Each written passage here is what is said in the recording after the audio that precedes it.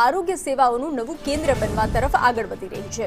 આશરે ₹500 કરોડના ખર્ચે હોસ્પિટલના આધુનિકરણ અને વિસ્તરણની કામગીરી ઝડપથી ચાલુ થઈ રહી છે। પ્રોજેક્ટ પૂર્ણ થયા બાદ હોસ્પિટલની બેડ ક્ષમતા 1800 થી વધી અને 3000 થશે, જ્યારે આઈસીયુ બેડની સંખ્યા 75 થી વધી અને 225 કરવામાં આવશે।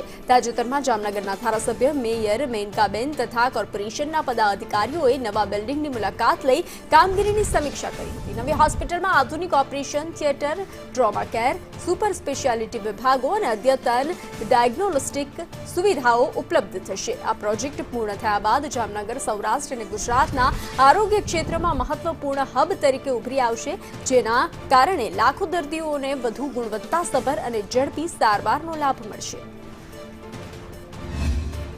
આજે જામનગર ખાતે સૌરાષ્ટ્રની સૌથી મોટી હોસ્પિટલ ગુરુ ગોવિંદસિંહ હોસ્પિટલ કે જે 1800 બેડની જૂની હોસ્પિટલ હતી, 98 વર્ષ જૂની હોસ્પિટલ હતી, એ હોસ્પિટલની જગ્યાએ રાજ્ય સરકાર દ્વારા અંદાજે 500 કરોડના આસપાસ ખર્ચ સાથે આજે આખી હોસ્પિટલ છે તે નવી બની રહી।